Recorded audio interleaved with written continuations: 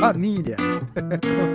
Perspectiva holística. Transtorno patológico de ansiedade. Indústria farmacêutica. Desafio para todos os profissionais. Mente e saúde mental.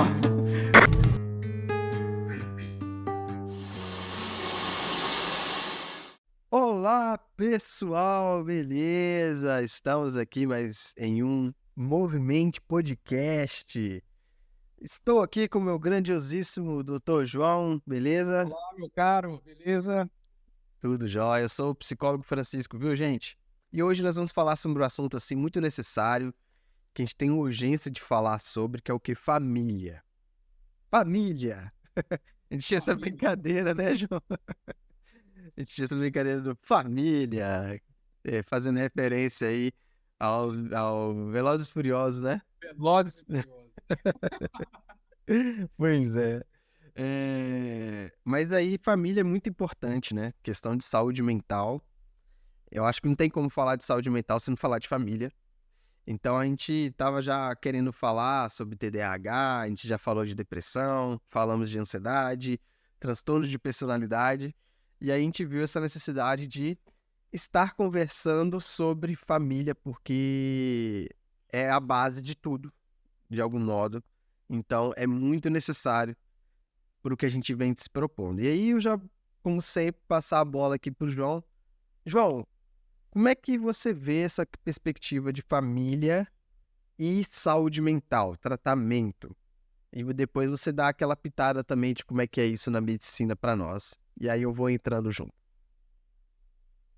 Meu caro, a família, né? A família dentro da minha área de experiência, assim, dentro do meu dia a dia, da minha prática, né? Do exercício da profissão, ela vem muito antes do tratamento, no caso de que geralmente é quem traz o paciente até o atendimento, para mim, pelo menos. Então, Olha, a maioria dos meus pacientes, nos quadros mais graves, principalmente, né, eles vêm com algum tipo de estímulo da família. Se não trazidos diretamente pela família, eles vêm porque a família está comentando que tem alguma coisa diferente, que a pessoa não está mais como estava antes, porque são as pessoas que estão perto. Então é quem está na linha de frente, que vai perceber, que vai olhar e falar, olha, você não está como você está a maioria dos dias, né? Então é quem tem o conhecimento, é quem está próximo o suficiente da pessoa para isso. Então já começa por aí. A família ela já tem geralmente esse papel de participar na identificação do problema. sim. Isso nos melhores casos, né? Aí nós temos também os casos em que a família não só não percebe aquele problema, como não aceita, né? A gente está falando agora de um caso oposto, em que a família é um impedimento para que aquela pessoa chegue até o tratamento. Acontece muito.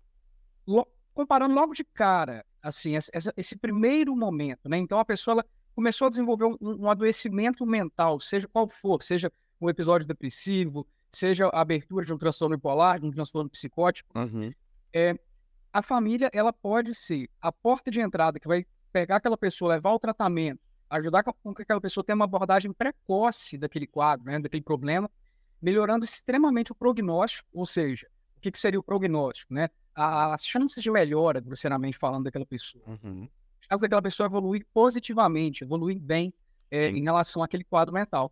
Então a família ela pode ser decisiva em relação ao bom ou mau prognóstico, porque do outro lado da moeda a gente tem aquela família que não só não percebe os sintomas precocemente, e isso é muito complexo, não necessariamente isso é a responsabilidade ali da família, mas muitas vezes o quadro está gravíssimo, né? De forma que qualquer um perceba, e aqueles sintomas não só não são percebidos pela família, como aquela pessoa é desestimulada a procurar um atendimento de um psicólogo, de um psiquiatra, né? Para que ela esteja fazendo o acompanhamento daquele problema ali.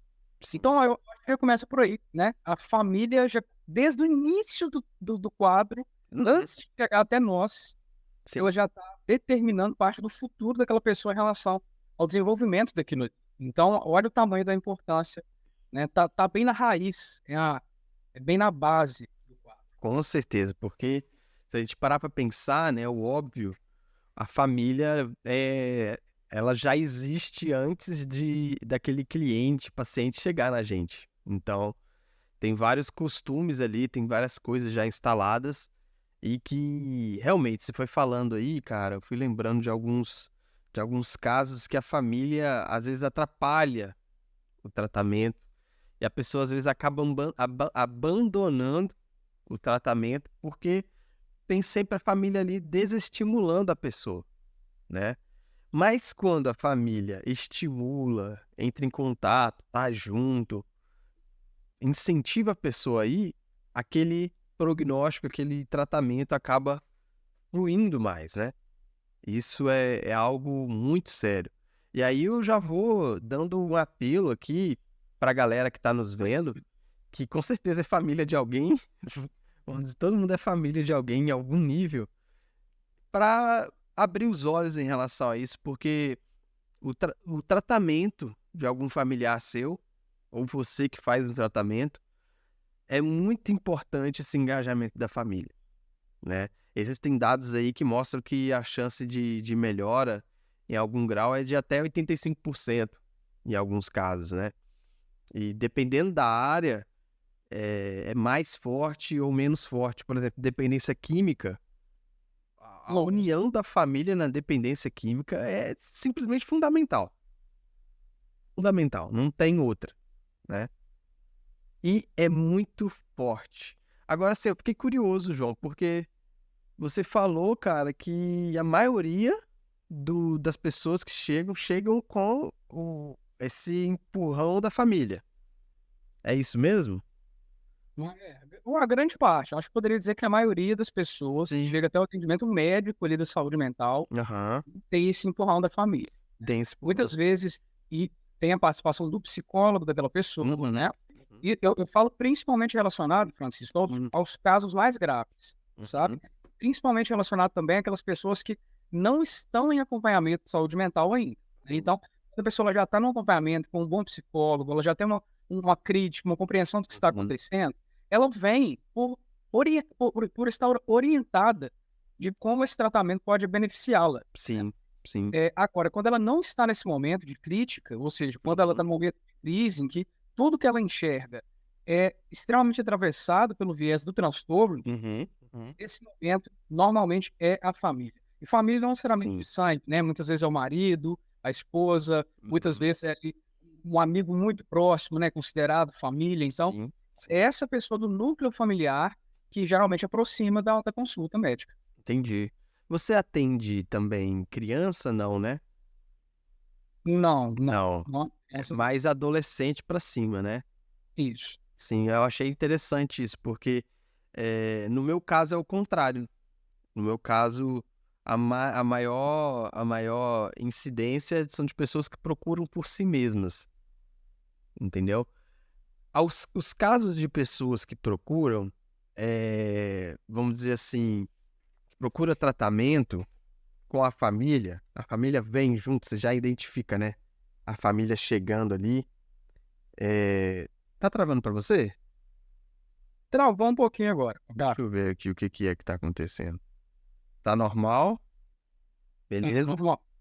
Maravilha. Deixa eu ver com você aparecendo. Deu certo. Comigo.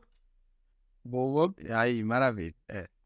Voltando, né, gente? Aqui, problemas técnicos que nós tivemos, mas tá tudo certinho. Faz parte. Eu tava falando o seguinte, as pessoas que procuram tratamento com o familiar vindo de prontidão, ou são casos muito graves, né? Ou são casos de adolescentes. Adolescentes até no início da juventude ali, 20 e poucos anos, vem. Só que o que eu faço, João? Porque isso eu acho que talvez seja algo específico da psicologia, não sei o que você acha sobre isso. Quando vem um familiar, eu sempre pergunto assim, mesmo se for adolescente, eu pergunto, ok, você tá vindo, você quer que seu filho ou filha, sobrinho, faça terapia, maravilha. Mas ele quer? Ela quer? Porque, cara, eu não faço tratamento com quem não quer. Ah, mas ele precisa, ela, nossa, tá num momento difícil. Mas se a pessoa não quer, eu já tentei. Não é birra minha, eu já tentei e não vai, não anda. Às vezes desgasta a relação, sabe, com a pessoa. Então, eu faço isso. E assim, eu vejo que é metade, metade. Alguns continuam, alguns não continuam, porque a pessoa não quer. Eu deixo para quando a pessoa de fato se abrir. Eu até abro uma uma conversa com o adolescente ou com o jovem pra, tipo assim, ó, eu vou explicar como é que é a terapia e se ele gostar e quiser, maravilha, a gente continua, a gente faz a terapia. Se não, eu não vou atender. Obrigado. Entendeu? Eu não sei o que você acha sobre isso. Talvez na questão da medicina seja um pouco diferente, né? Muitas vezes é diferente, porque, por exemplo, né, um dos lugares que eu trabalho é no setor de urgência e emergência psiquiátrica, é no CIEPSTAN.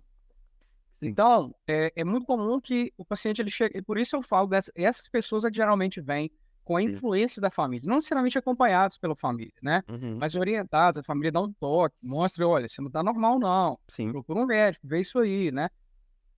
Então, é um perfil de pacientes, Francisco, que muitas vezes eles estão com a crítica muito comprometida sobre o próprio quadro mental. Uhum. Então, por exemplo, quando se trata de quadros psicóticos, aí nem se fala, né? Uma Uhum. crítica totalmente comprometida, Sim. a pessoa está fora sem juízo de realidade, Uhum. e naquele momento, muitas vezes, ela sequer responde por si, Sim. sabe? Sim. Existem casos, não é algo agradável, não é uma última ferramenta, né? Um último caso, mas tem casos que a medicação tem que ser feita, inclusive, sem a consciência da pessoa de que ela está tomando o remédio no início do Sim. tratamento. Sim. É. É, Que é algo ali biológico que vai ter uma prática, né? Exato. E que realmente, assim, ela não consegue elaborar o fato de falar, olha, eu preciso Uhum. de tratamento, né? Uhum. Então, eu comparo muito com aquela ideia assim, se uma pessoa ela está em coma, Sim. né, por exemplo, e ela adoece de alguma forma, Uhum. e você não pode acordar ela para perguntar se ela quer ou não o remédio. E aí, você Uhum. deixa de fazer o remédio, né? Da mesma forma, alguns quadros psiquiátricos graves, aquele indivíduo ele não está em condição de decidir sobre o próprio tratamento naquele momento, Uhum. né? Uhum. Por status de organização muito grande da mente, né? Sim. Ou de uma falta de crítica muito grande sobre o próprio quadro. Sim. Então, nesses casos, Francisco, isso muitas vezes é diferente. E outro quadro também é daquele indivíduo em que ele está tão grave, aí não falando de quadros psicóticos, mas quadros de humor, um quadro quadros depressivos é muito comum, né? Uhum. Em que a família ela consegue, com muito esforço, convencer a pessoa, ela vem, ela topa passar por uma consulta sem nenhuma fé que aquilo vai funcionar. Uhum. Só pra parar de encher o saco. Sim. Né? Sim. Então, não. Eu vim aqui por quê? Vim porque minha mãe tá pedindo pra eu vir aqui já tem uma semana. Sim. Aí eu vim aqui, fala aí o que é que a gente vai fazer. Quer um remédio? O que você quer? Uhum. Aí eu falo, eu não quero nada, eu quero saber por que você acha que você veio aqui. Aí eu começo a redirecionar aquilo pra pessoa, né? Sim. Sim. Normalmente, aquela pessoa ela acaba se beneficiando muito daquela consulta, ela acaba sendo bom para ela, sente bem, Uhum. ela quer voltar espontaneamente, e o tratamento ele é iniciado, e muitas vezes com o início do tratamento, a pessoa ela readquire uma crítica que aí muitas vezes leva ela até você, por exemplo. Né? Uhum. Então, inclusive, eu indico, né, a psicoterapia justamente nesse momento que eu vejo que a pessoa ela tem aquela primeira abertura Uhum. de fazer aquilo. Porque Sim. senão você queima uma ficha muitas vezes muito importante para aquilo, né? Uhum. A pessoa vai sem querer, sem vontade, ela abandona aquela psicoterapia, aquele tratamento, e aquilo muitas vezes ela não anima a voltar de novo. Então, nem sempre eu trato a pessoa só quando ela tá afim mesmo. Muitas vezes a pessoa não tá nada afim. Pois é, e que é difícil. E aí sim se torna uma porta de entrada para a terapia, porque a terapia exige uma participação mais ativa da pessoa de maneira relacional, né? Por exemplo, a pessoa pode não gostar de você, João, e tomar o remédio. Mas se a pessoa não gostar de mim, ela não adere à terapia. Entendeu? Pelo menos eu vejo no meu caso. Nem eu me sinto confortável e nem a pessoa vai se abrir. Se ela não gosta de estar ali numa terapia, o que ela vai falar do que é mais íntimo dela? A pessoa pode sim, por exemplo, igual tem alguns casos que acontece. Eu não quero estar aqui, mas eu sei que eu preciso e eu vou fazer. Tudo bem, então bora. Ok, vamos lá. Geralmente essas pessoas, em muitos casos, acabam se abrindo de fato à terapia e querem estar ali. Mas a pessoa entendeu na hora, eu não gosto dessa ideia, mas eu me abri e eu vou fazer. Tudo bem, então, ok. comigo é assim, eu prefiro a sinceridade do que a falsidade, né? Eu sempre falo com eles. Pode até falar que você tá bravo comigo, mas me fala, né? Ao invés de você ficar fingindo aqui. Então, a família... E aí, outro caso muito interessante, João. Não sei se pra você acaba... Só vou pincelar isso, depois a gente vai pra família mesmo. Não sei se com você acaba acontecendo isso nos seus atendimentos particulares, eu imagino. Que é o quê? O caso da namorada, da esposa. Eu vou ser bem mais concreto nesse sentido, porque não tem casos de esposos e namorados que buscam para parceira. Não tem. Tem casos da parceira, da mulher, querendo tratamento para o seu cônjuge homem. Cara, é muita procura que ocorre nisso. E geralmente não dá certo. Porque ela quer forçar o cara a fazer terapia e o cara não quer. O cara não Olha, quer. Entendeu? Às vezes ela conta. mais um ponto, achei interessante, mais um ponto que diferencia um pouco, Chico, a minha atuação da sua. Pois Eu é. recebo muito parceiro que traz a parceira. Ah, é? É, Olha. mas geralmente, por quê? Né? Geralmente porque a pessoa está tendo muitas crises Ah, né? muito fortes dentro de casa. Muitas vezes a pessoa Sim. quebra as coisas, a frangofilia, né? Aham. E aquele parceiro, ele não sabe lidar com aquilo. E o parceiro, ele não quer conversar com a pessoa também. Ele não quer ouvir. Ele fala aqui, resolve isso aí pra mim, por favor. Dá um remedinho pra ela, né? Dá uma acalmada nessa mulher. Então, assim, Sim. tem esse viés, infelizmente, Olha que né? interessante, né, cara? E Pois comigo é assim, eu recebo uma mensagem de alguma menina, eu pergunto, Perdão, eu preciso esclarecer uma coisa. tá, Isso é uma queixa que vem, né? A gente não passa remédio pra acalmar alguém. não, Isso não se faz, só pra deixar claro aqui pra todo mundo. perfeito, perfeito. Eu recebo mensagem de alguma mulher e tal, perguntando da terapia, eu pergunto assim, ok, fulana, a terapia é pra você ou pra alguém? Isso independentemente se for parceiro ou família, eu pergunto isso. Ah, não, a terapia é pra tal pessoa. Eu falo, ok, pede essa tal pessoa pra me mandar mensagem. Porque é pra pessoa. É pra pessoa, não é para pro familiar. Aí se for um adolescente, ok, fala, mas não tem contato, tá bom, vamos marcar uma reunião, vamos conversar, deixa eu entender o que tá em volta a parada, mas eu ainda assim vou querer conversar, mesmo se for adolescente, porque eu não atendo crianças, tá? Atualmente, eu vou querer conversar para essa adolescente, ou jovem, ou adulto, aderir de fato à terapia, entender o que ele vai fazer na terapia. Porque às vezes, João, no início acontecia isso comigo. Às vezes eles pensavam que eu era médico. Pô, eu não sou médico.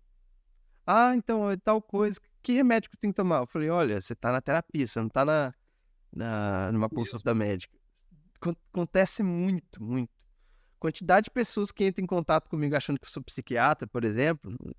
Não sou, gente. Sou psicólogo da psicologia, né? Então, às vezes eu gosto de ter essa reunião inicial, antes do tratamento, para a pessoa entender o que de fato ela vai entrar. Porque ela vai precisar tocar nos pontos sensíveis dela na terapia. Entendeu? O que às vezes, não sei se ocorre com tanta profundidade, assim como a gente já conversou, numa consulta médica. Ela vai falar dos sintomas, tudo, mas às vezes a pessoa não vai chegar naquele ponto que ela chega na terapia. Então, gente, eu acho que esse primeiro adendo aqui, para quem está nos escutando, é o quê? Não força tratamento, pelo menos psicoterapêutico, né? Psicólogo. Já no caso, talvez, né, João? Aí você que vai falar, no caso de um tratamento medicinal, da medicina, aí é de se entender quando tem um caso urgente, né? Não sei o que você orienta sobre isso. Olha, e agora a gente tocou num ponto legal de falar. Ok, a família percebeu, olha, essa pessoa não está normal, ela está muito diferente do que ela é normalmente, ela não está bem, né? Eu acho que ela precisa ir procurar o médico. Ok. Nesse momento, alguns erros já começam a quebrar a chance de bom prognóstico daquele indivíduo, daquela pessoa. O que já começa a quebrar, por exemplo? Muito comum acontecer, retomando, por exemplo, o fato que eu falei de muitos casos de homens que levam as esposas, namoradas até o atendimento, por alguma questão emocional que eles não querem se envolver, né? Mas por mais próximo. Então, muitas vezes acontece que para esses indivíduos, eles levam a pessoa até a consulta de uma forma velada, punitiva. Então é meio, olha, você tá demais, já não tá dando, você é descontrolado, você é isso, você é aquilo, vai caçar um psiquiatra, se você é doido, né? Agora, imprime, rotula aquela pessoa e Sim. leva já como uma forma de punição, como uma forma de desqualificação, inclusive da voz daquela pessoa. Assim, olha, você não fala por você. Né? É uma coisa que a gente, não sei se a gente vai chegar nesse ponto aqui nesse podcast, família, como a gente disse mais cedo, entre nós dois aqui, provavelmente vão ter outros podcasts ainda sobre esse mesmo tema, sobre família, né? Sim. Mas a família envolve muito aquelas teorias de apego e essas relações de apego. E muitas vezes aquela pessoa ela traz o outro indivíduo até uma consulta médica como uma forma de reafirmação de poder sobre esse outro indivíduo. Perfeito. Então ela se coloca numa posição de pai e de mãe daquele outro indivíduo ali, quando na verdade é um papel de marido, de esposa, por exemplo, né? Para falar, olha, eu é que cuido de você, eu tomo as decisões, porque você não decide, você não fala por si. Que é Olha, uma loucura, né? você dá numa consulta psiquiátrica. Né? Então, isso para mim é um dos piores cenários que podem acontecer. É um cenário que quando chega para mim, eu identifico geralmente bem precocemente e já quebro isso logo de cara. Então, como eu geralmente retiro a outra pessoa da sala da consulta, o consultório fica eu e o paciente, né? Isso sempre, em qualquer caso, inclusive, a não ser pela vontade e pedido do próprio paciente de estar acompanhado. E esclareço para aquela pessoa que eu estou ali, é uma consulta médica. Eu estou ali para que ela consulte a opinião de quem estuda e vivencia isso há muito tempo. É isso. É isso. Eu não estou ali para julgá-lo, para puni-lo, para rotulá-la. Eu não sou ali um algoz, né, da sanidade mental. Não estou ali para falar se ela é... Entende? Então, Perfeito. sair dessa relação já de punição, de descredibilização, é esse primeiro passo. Outra coisa que acontece muito é a família levar a pessoa até o atendimento e levar a pessoa ao atendimento querendo guiar o atendimento. Então, olha, eu vim aqui para você passar um remédio para ela, que a gente falou lá atrás. Olha, a pessoa está muito histérica, está tendo crise lá em casa, dá um remédio para acalmar ela. Sim. Muitas vezes não é o que eu identifico na consulta que a pessoa precise.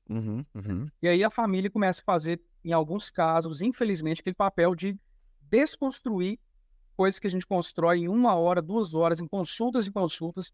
A família chega e desconstrói aquilo. Sabotadores, né?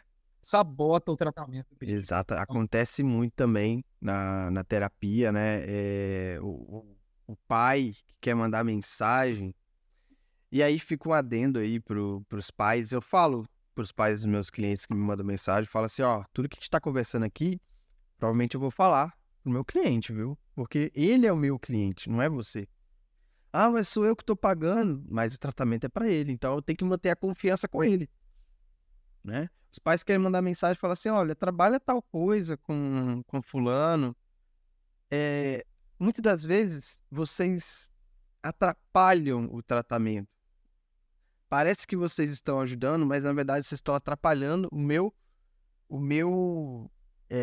descobrimento das questões e o meu olhar puro, que é muito importante esse olhar puro, que a gente procura na fenomenologia, que é olhar com essa singeleza, essa pureza sobre a questão da pessoa. Porque pode ser que eu veja outra coisa. Ah, mas eu convivo todo dia. Ok, talvez esse seja o problema, né? Você está viciado num tipo de olhar, né? Deixa eu olhar da minha forma. Então, se eu precisar de alguma informação, assim como o João, que eu sei que ele faz, eu vou lá e pergunto, olha, como é que era tal ponto? Eu preciso dessa informação. Então, os familiares vêm mandando mensagem, querendo encher a gente de informação, coisas que, nossa, quando acontece isso me deixa muito bravo. Coisas que às vezes nem o próprio cliente sabe. Não sei se já aconteceu com você, João. O familiar, tipo assim, ele é adotado. O pai, na verdade, não é pai de verdade. Sim. Ele não sabe que aconteceu tal coisa. Gente, isso aí, você me colocou na mesma posição. na mesma posição que você, eu tenho que estar numa posição diferente, eu tenho que estar em alguém que acolhe e acolhe de maneira verdadeira, sem ter coisas por trás, né? E os familiares vêm com essa ânsia de ajudar, acabam a mais atrapalhando do que ajudando.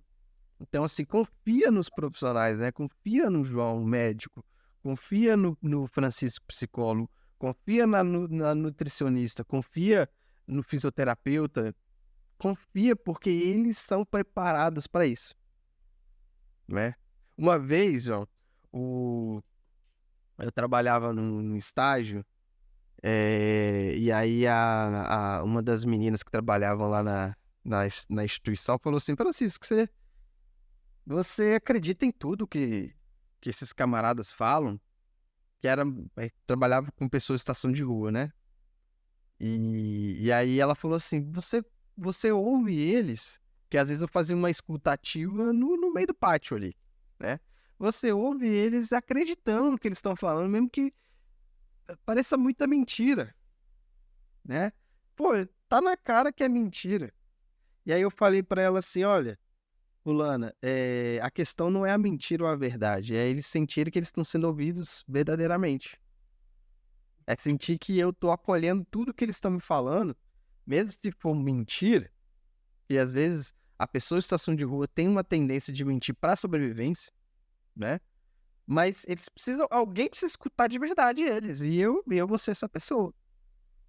Então, por exemplo, assim, às vezes eu não quero saber se esse fulano, já foi preso por tal coisa.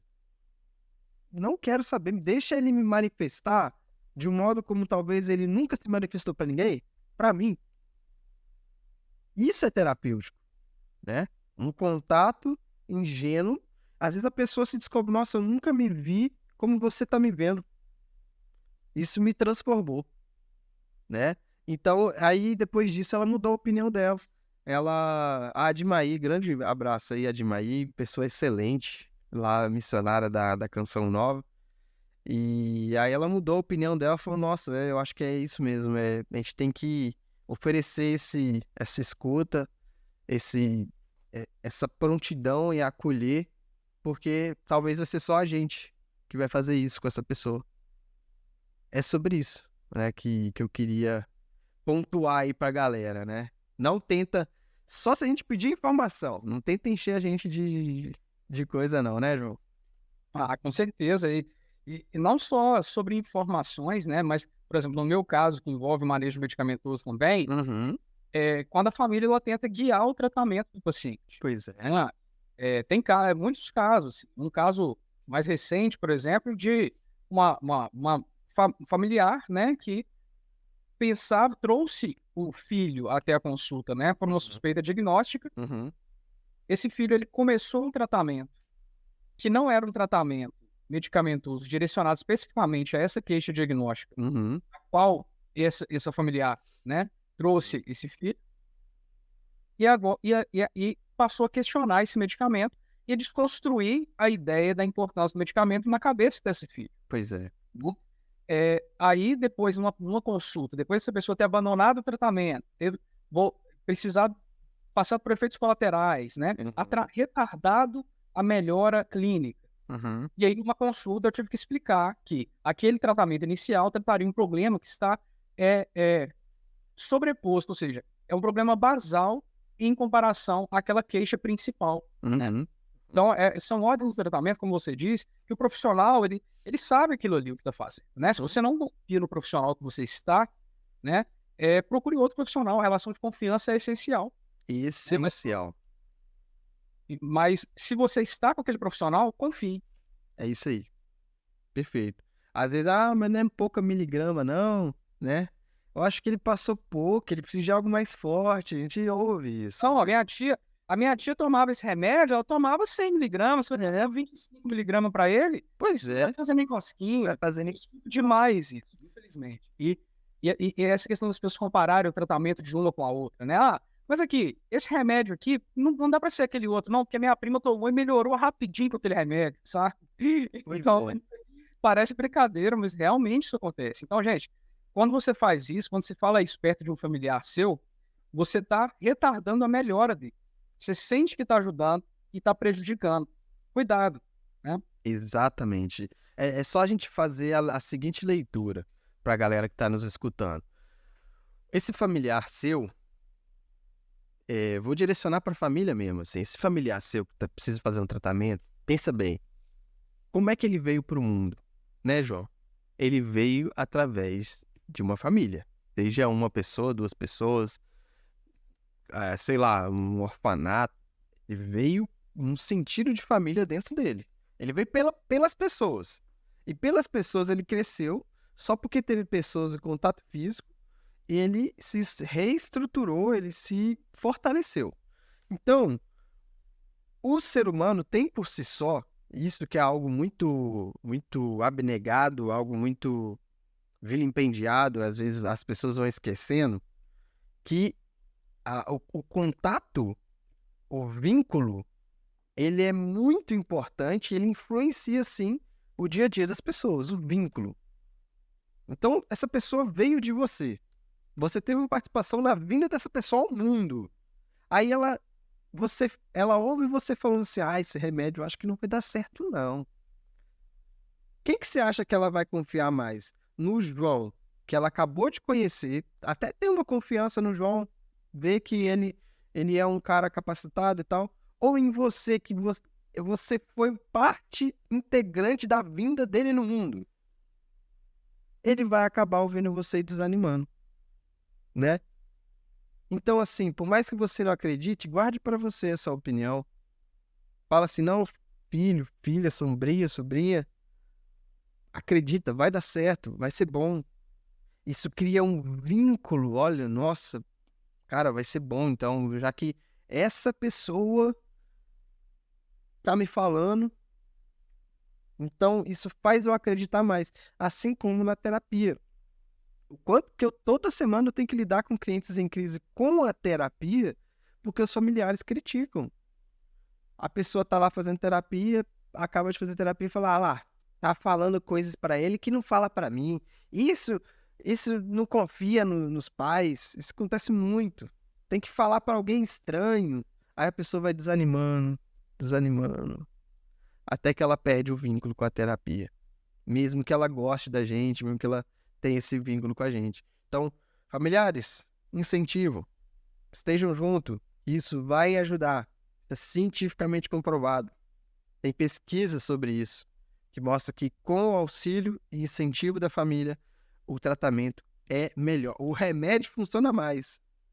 Com certeza, com certeza. Né, João? Com certeza. O remédio, né? O remédio, ele tem essa questão. Remédio e a confiança, elas são extremamente relacionadas, né?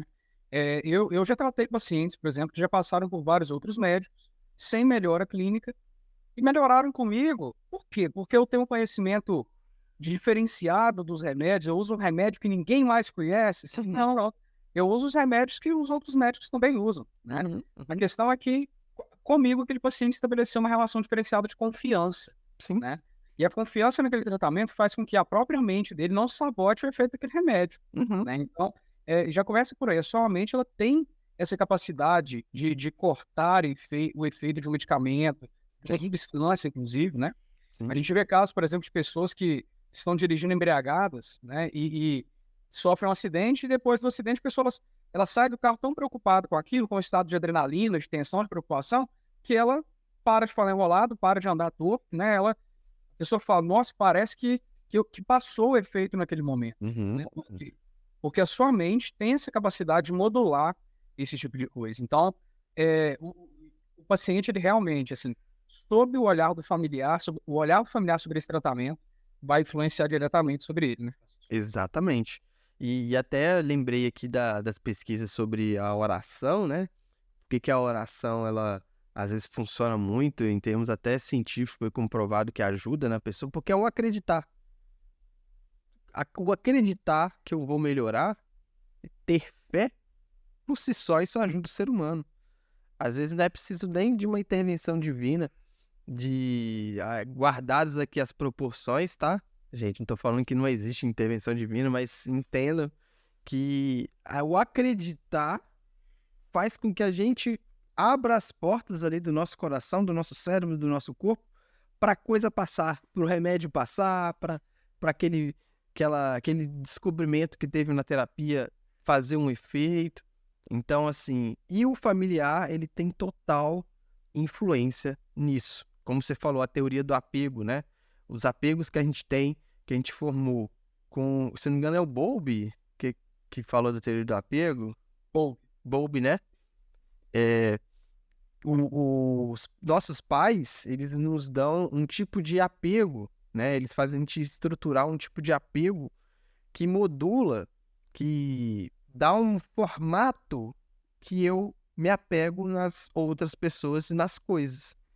Então, meus pais tiveram um apego evitativo comigo, de assim, aquela coisa meio, eu não sei, de evitar, não sabe se mostra amor, se não mostra, mostra carinho aqui, depois mostra frieza, e aí tenta evitar o contato, eu vou ter um apego evitativo. A minha tendência é ter um apego evitativo com as pessoas e com os outros, né? Se eu tive um apego, vamos dizer assim, um apego instável, né? Que era uma coisa muito boa, depois muito ruim. É aquela coisa que você não sabe o que vai vir, o que não vai vir. Eu vou ter um apego instável também. Então, a maneira como foram as nossas primeiras relações, os nossos familiares, nos dá uma tendência, que aí eu trabalho muito com esses meus clientes de perceber isso, ter essa consciência, né, de como é que foi esse apego, dá uma tendência para aderir ou não a uma terapia. E às vezes eles com a gente, eles têm um apego evitativo, um apego instável. Exatamente. João, fica em crise com a gente, né? Essa questão do apego, né, é o desenvolvimento do apego inseguro ou dos apegos inseguros, né? Não sei se você seguro, sim. Também de distinção, né?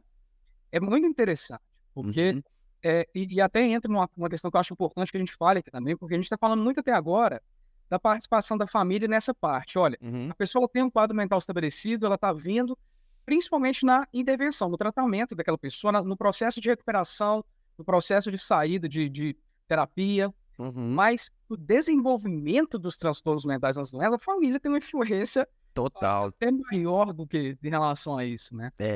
Essa parte dos apegos, eu acho isso essencial. Eu acho que a gente deveria fazer, inclusive, um podcast, talvez. Vamos fazer. Né? Porque a pessoa, o apego, como o Francisco explicou muito bem, a pessoa ela constrói um modelo de apego. Isso geralmente vem como uma figura de apego. O que seria uma figura de apego? É a figura que aquele indivíduo recorre quando ele precisa dele. Então, quando ele sente que ele precisa, quando ele se sente inseguro, ele ativa o apego, a necessidade de apego. Ele busca aquela figura de apego, geralmente uma figura de referência, né? Figura referente aos pais. Quando a pessoa mora, por exemplo, num orfanato, algo assim, poderiam ser os cuidadores, as pessoas envolvidas no processo de liderança daquela instituição. Então, quando ela procura aquela figura de apego, a resposta que ela tem perante aquela busca vai moldar aquele formato de busca de apego que vai continuar, né? É isso aí. Então, a gente tem... E os exageros ou as negligências nesse aspecto, elas se levam marcas que o indivíduo vai trazer para a vida inteira. Quantos indivíduos a gente não atende, né, Francisco? Que tem 50, até mais, até indivíduos idosos, talvez, que ainda estão presos num ciclo de apego inseguro, né? Exatamente. E aí, tanto para mais, quando é aquele indivíduo que ele, por exemplo, recebeu uma proteção excessiva e ele não consegue, por exemplo, ter nenhuma abertura, nenhuma segurança perante pessoas estranhas, perante, né, situações que ele necessita de autonomia ou que ele necessita de confiar, né? Sim. Assim como aquele indivíduo que ele teve uma relação tóxica ou até violenta com aquelas figuras de apego dele, né? E ele acaba desenvolvendo uma aproximação, uma ativação do apego perante situações de violência, negligência, e aí aquele indivíduo ele tende a reproduzir aquilo de forma que atravesse algumas esferas de sua vida durante a fase adulta. Então, olha como que essa estrutura familiar, ela já, desde a primeira infância do indivíduo, desde aquela primeira fase de 1 aos 3 anos de idade, ela já vai trazer uma grande influência de como aquele indivíduo vai se relacionar, inclusive, com possíveis transtornos mentais. Quando a gente vai para depressivo, né, uma doença mental, um transtorno depressivo maior, o padrão de apego que aquele indivíduo tem, o indivíduo depressivo com um padrão de apego seguro e inseguro, tendem a ter uma evolução completamente diferente. Exatamente. Perfeito. É isso aí. Eu peguei aqui rapidão para a gente lembrar as palavras. É o apego seguro, o ambivalente, o evitativo e o desorganizado, né? Que esses têm diferença, não dá para a gente abordar aqui cada um, né? Porque não é o tema, mas a gente pode fazer um podcast só sobre isso. A teoria do apego é excelente para muita coisa, né? Inclusive, comenta aí se vocês querem, né? Comenta aí. Se vocês comentarem, a gente faz, né? Com certeza. Sobre a gente é até uma ideia boa a gente fazer podcast comentando modelos teóricos, né? É interessante a gente falar aqui de psicanálise, a gente falar aqui de TCC, a gente falar da teoria do apego, a teoria do... Ai, como é que é o nome? Enfim, outras teorias para a gente conversar sobre isso, esses conceitos e como a gente pode utilizar esses conceitos a nosso favor, por nosso entendimento. Então, assim, eu trabalhei também com dependência química e a diferença era enorme. Enorme. Eu acho que era tipo assim, era drástico a diferença de quando a família engajava. Porque na dependência química a gente tem essa questão da codependência muito forte. E o tratamento com a família, ele é tipo obrigatório. Tem que ter. E a gente conversava, né, na pastoral familiar lá sobre como acolher essa pessoa. Quando você for visitar, que palavras traz ou não traz fatos que estão ocorrendo lá fora? Fala se alguém morreu ou não. Sabe, perguntas assim? A pessoa está fazendo um tratamento numa comunidade. Eu falo se alguém morreu ou não? São dúvidas, né, que eles têm. Eu trago presente, não trago? Eu incentivo, não incentivo? Tudo isso aí a gente pode pensar caso a caso, né, para que funcione. Porque às vezes a família chega com uma bomba e a pessoa está lá na comunidade terapêutica, por exemplo, e pensa lá fora. Não está fazendo tratamento de fato. Então, mas o engajamento familiar, ele melhorava muito ali essa reinserção dessa pessoa à vida, à comunidade, a pessoa não ter uma reincidência de voltar a beber, usar drogas por causa desse engajamento familiar. Então, é muito forte, né, João? Muito, muito sério. E aí, eu acho que a gente não falou nem metade do que a gente queria falar, né? Mas eu acho que a gente deu uma porta de entrada aí pra galera repensar um pouco as suas atitudes diante de um familiar que está em tratamento ou não.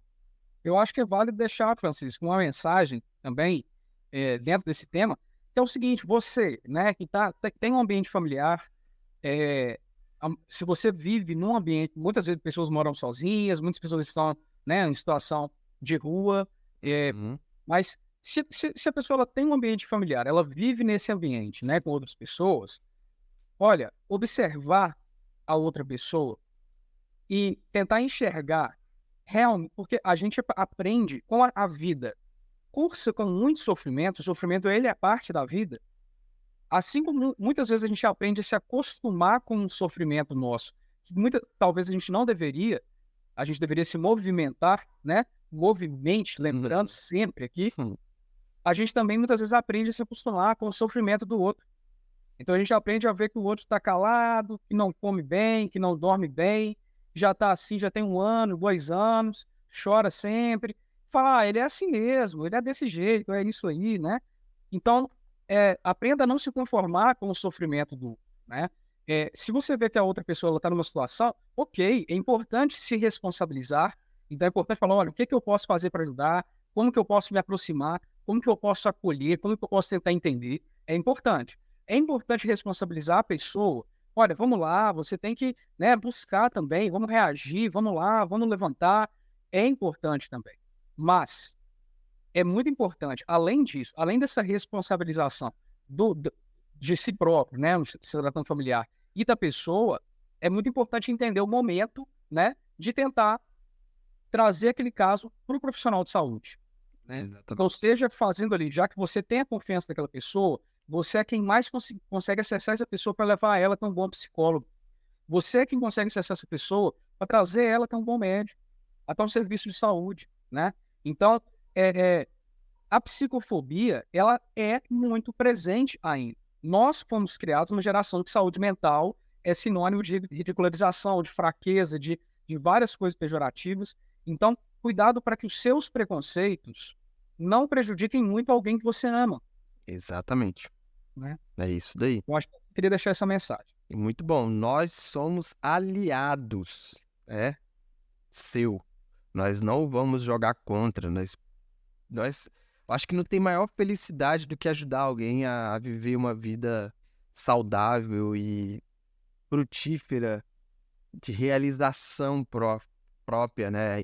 Tudo que a gente quer é isso, assim. E a gente só quer ajudar, somos aliados. Não veja a gente como inimigo. Então, procure profissionais que vocês confiam. Se não for a gente, tudo bem, mas procure quem seja bom. Mas estamos aí. Gente, dúvidas, mandem, comentem nas redes sociais, estamos lá. Vai ter semana que a gente faz, semana que acaba que a gente não encontra tempo para fazer, mas estamos aí, tá bom?